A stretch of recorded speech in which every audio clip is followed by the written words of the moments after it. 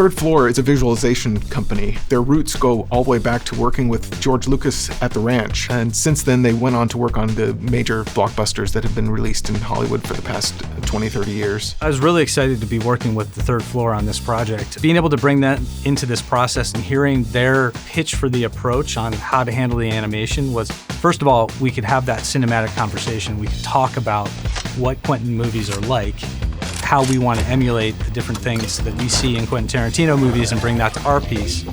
There's also the animation part of it. They just did this great movie, The Predator Killer of Killers, and I loved the visual style of that film, where they animated on twos. There was a lot of really creative ways that they were able to slip backgrounds and do things to kind of draw you into that story. And being able to bring that to bear on this project, I thought was a perfect marriage of those things. Animating on twos is actually something invented 100 years ago. It was to save paper, save drawings, and to do 12 drawings per second instead of 24. Take those 12 drawings and exaggerate them just a little bit to actually account for fluid motion.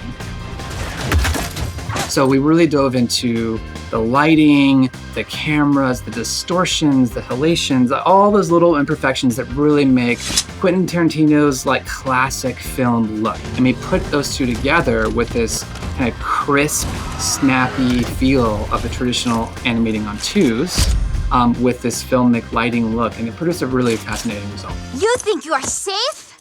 Well, I say, ha! The UE workflow lends itself really well to animated production. We went out and shot a placeholder motion capture so that we could stand the whole thing up in Unreal. There's an actor moving around on the stage, you're looking at the monitor, and they're moving around as an animated character. So there's a lot you can do with composition and camera work on the day that would have taken a lot more cycles with boards or with previs back in the day. This live action kind of approach to animating in real time kind of starts in the data position and goes to this stylization kind of creative tweaking process. We get that into our character models to, hey, is this feeling like the correct performance? Or is this feeling like we need to really push the stylization?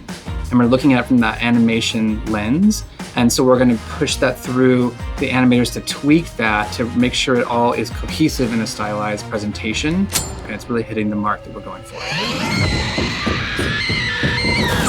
You're using animation to almost heighten a story. If we need some more emphasis on some dialogue, we're gonna put in some keys here and there. And I think that brings a lot of creative choices to the table.